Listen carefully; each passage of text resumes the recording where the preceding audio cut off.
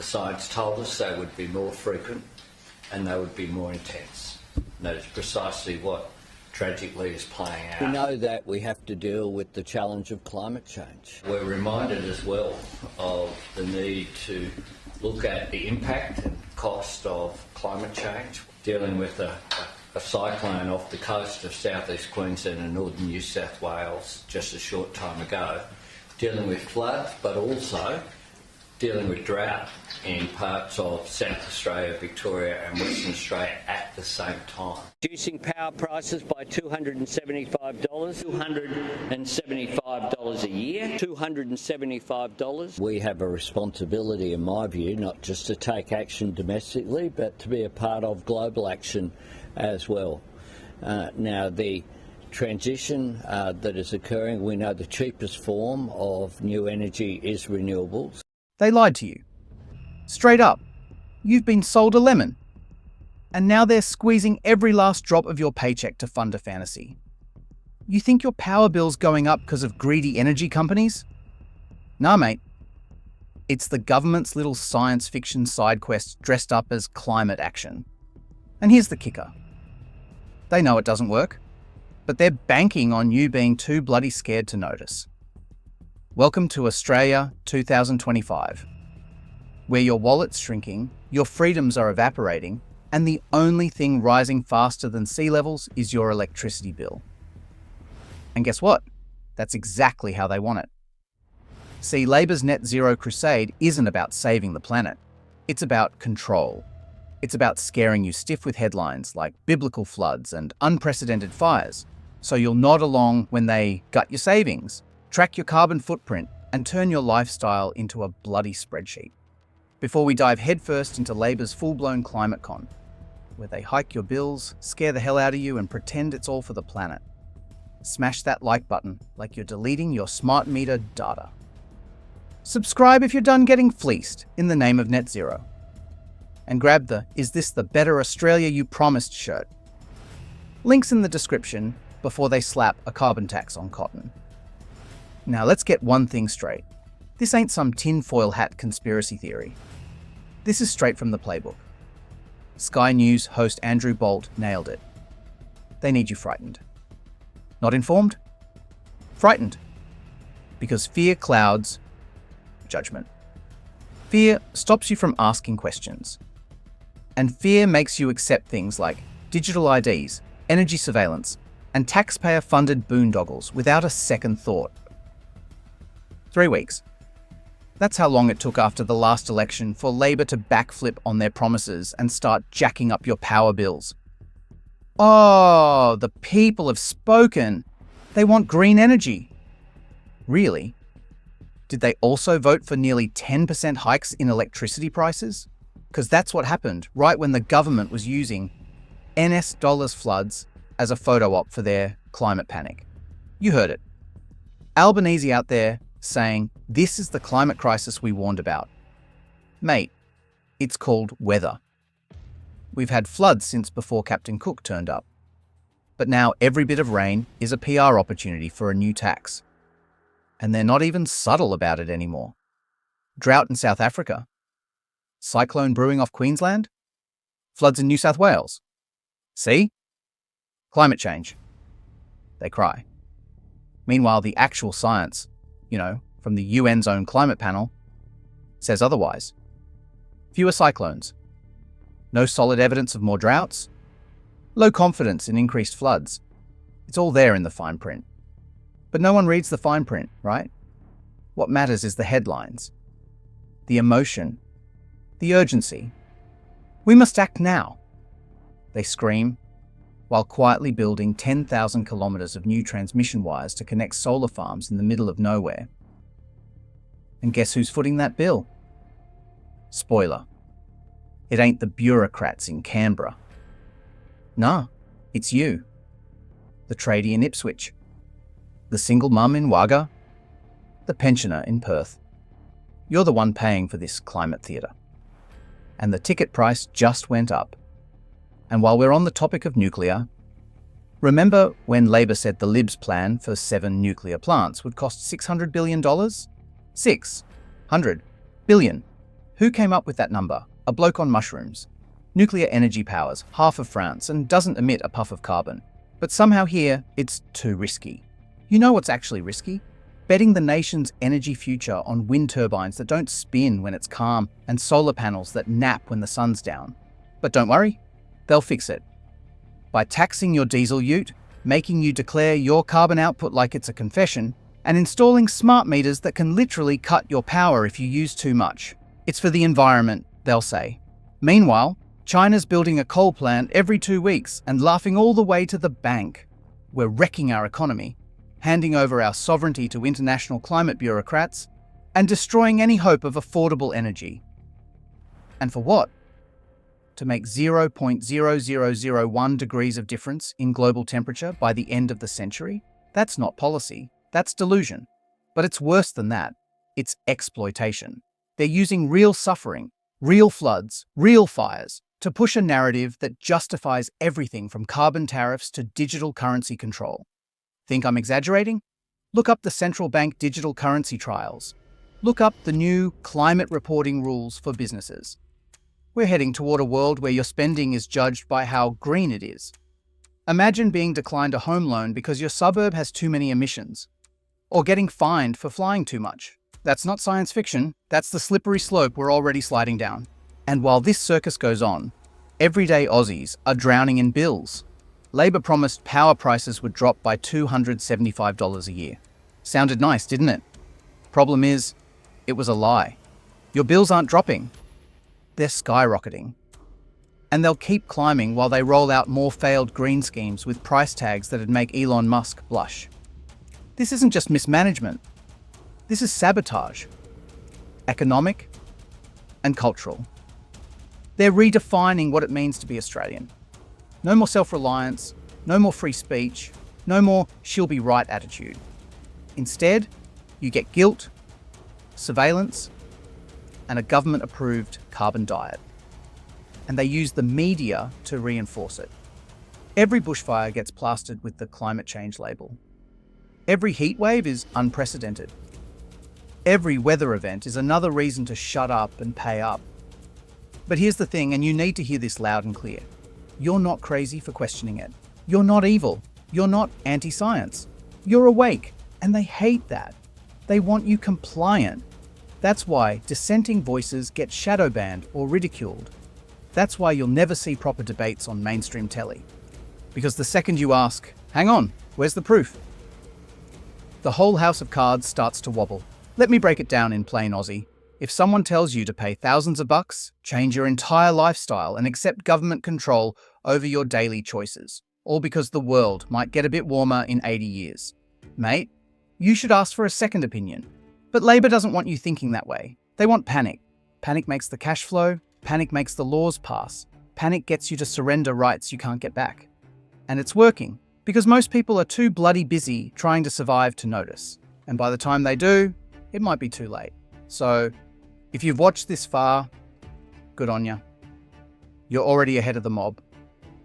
But don't just stop here. Share this with your mates, your family, anyone who still believes what they see on the ABC. Tell them to follow the money. Tell them to ask the hard questions. Like, if renewables are so cheap, why are we broke? If climate change is the greatest threat to humanity, why is no one stopping China? If our emissions are so deadly, why are we being punished for living in the country with the cleanest air on Earth? You start pulling on these threads and suddenly the whole thing unravels. Because deep down, they know the truth. This whole net zero push isn't about climate, it's about control. The more scared you are, the more power they get. And right now, you're their biggest threat. An Aussie who can think for themselves. An Aussie who says, nah mate, not buying it. And that's why this video, the one you're watching right now, might disappear one day. Censored, flagged, demonetized. Because truth's the biggest enemy of fear. But they can't stop all of us. Not if we stand up. Not if we stop letting fear run the show. So, next time someone lectures you about your carbon footprint, ask them about the 10,000 kilometers of wires we're building to connect solar farms no one wants. Ask them about your skyrocketing bill. Ask them why the cheapest energy source in history somehow costs you more every month. And if they can't answer, you've already won. You've heard the lies. You've seen the fear campaigns. And now it's time we expose the part they really don't want you to know. Because this next bit, this is the part that makes the whole climate narrative come crashing down like a dodgy rooftop solar panel in a hailstorm. What if I told you that while you're being scolded for using too much aircon, our own government is quietly investing in, wait for it, fossil fuel backup systems? Yeah, dead set. Behind all the banners and slogans about green energy, they're still banking on gas and coal to keep the lights on when the sun taps out and the wind couldn't blow over a Lamington. Now you might be thinking, hang on, isn't that a good thing? A bit of balance? Well, yeah, if they were honest about it. But they're not. They're selling you this fantasy where Australia is some sort of climate messiah, single-handedly, saving the planet by ditching fossil fuels, while secretly spending billions to keep the old system running in the background because they know renewables can't cut it. You're not allowed to say that, though. You'll get slapped with a climate denier label faster than a magpie on a postie. And here's another stitch-up. You know all those green subsidies they keep going on about? Guess who's getting most of that sweet, sweet cash? It ain't the little Aussie battler putting a solar panel on their shed. Nah. It's multi-billion-dollar corporations, foreign-owned energy giants, and carbon credit scammers playing climate roulette with your money. And they've got lobbyists crawling all over Canberra like ants at a BBQ, whispering in ears, writing policy, rubbing shoulders at taxpayer-funded climate conferences in Europe, while you're stuck at home, rationing hot showers and budgeting for lettuce like it's bloody gold. This whole system's rigged. And if you speak out, you're anti-science. But let me tell you, science isn't supposed to be a religion. It's not supposed to be a cult where you get excommunicated for asking, "Oi, where's the evidence?" And speaking of evidence, let's have a look at these climate emergencies we're always hearing about. Remember when they said the Great Barrier Reef was dying? Bleached beyond repair, they screamed. Headlines from here to Helsinki, global outrage. But fast forward to now and guess what? The reef's actually doing all right. Recovered. In fact, in some areas, coral covers at record highs. Did the media shout that from the rooftops? Did Labor hold a press conference to admit they jumped the gun? Not a bloody chance. Because good news doesn't scare you. And if you're not scared, you might start thinking. And if you think, you might resist. Same with the bushfires. Horrific, no doubt.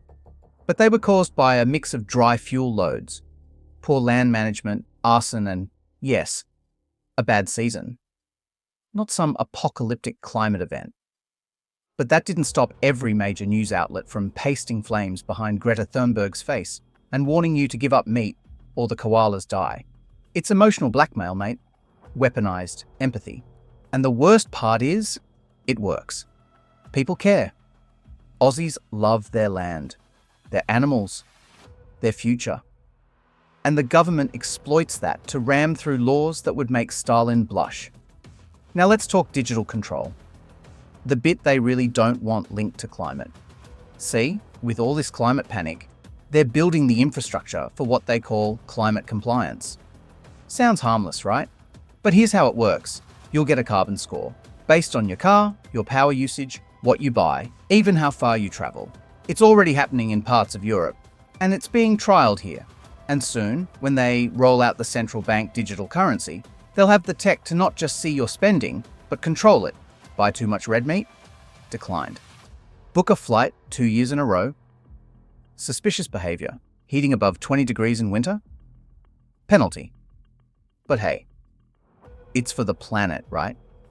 Meanwhile, the elites jet around on private planes to climate galas, sipping imported wine and telling you to use paper straws.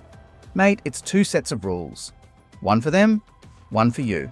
And if you call it out, well, you're divisive, unpatriotic, even dangerous. Dangerous because you still believe in freedom. Dangerous because you're not playing along. And look, I get it. Some folks mean well. They've been hammered by fear porn for decades. They think they're doing the right thing. Recycling, cutting plastic, offsetting carbon. That's not the problem. The problem is the people at the top, who are using that goodwill to build a control grid tighter than a Centrelink budget. And once that net is cast, good luck escaping. Your car? They want it electric. But not because it's better, because it's connected. They can shut it off remotely. Track it. Geofence it. Your home? They want it smart. But not because it's convenient, because every smart meter is a data faucet. How long your fridge doors open, when your lights go on, how many people are in your house, all fed back to a central system. And your money? They want it digital, because cash is freedom. Digital money can be restricted, reversed, frozen, based on your climate behaviour, or your political views, or whatever the flavour of the week is in Parliament. This ain't science fiction anymore. It's test phase. And if you're not watching, if you're distracted by the footy scores or the latest TikTok trend, you'll wake up one day in a country you don't recognise. But here's the good news. Aussies are waking up. Slowly, but surely. More people are questioning the narrative. More are refusing to swallow the guilt sandwiches served by smug politicians in tailored suits. You see it in the pub chats, the family BBQs, the Facebook groups that haven't been nuked yet. People are done being guilt-tripped for wanting to live normal, affordable lives. They're done pretending green schemes are working when they're bleeding us dry. And if we stand together, tradies, teachers, truckies, grandmas, Gen Z, farmers, FIFO workers, we can turn this ship around. But first, we've got to stop playing nice. No more apologising for asking questions. No more whispering your opinion in case someone's offended. No more letting bureaucrats treat us like children. We are Australians. We push back. So next time someone tries to silence you with slogans, hit them with facts, calm, clear and unshakable. Ask them why the poorest suburbs have the highest power bills. Ask them why carbon offsets are just corporate indulgences. Ask them why the people shouting loudest about climate change own beachfront mansions. And when they call you names, wear it like a badge. Because if the truth makes you a climate denier, then maybe it's time we denied them the power to ruin our country. This is bigger than energy bills. This is about our future, our freedom, our way of life. And it starts with you. Stay loud, stay awake, and remember, the second you stop asking questions is the moment they tighten the grip. Smash that like button like you're slapping a carbon tax off your next power bill. Subscribe if you're sick of being gaslit by green lies and energy scams. And if you're really fired up, chuck on the "Is this the better Australia you promised" tea. Links in the description before they ban fabric for its carbon footprint. Because this isn't just talk, it's a wake-up call. Catch you in the next one. And whatever you do, don't stop thinking.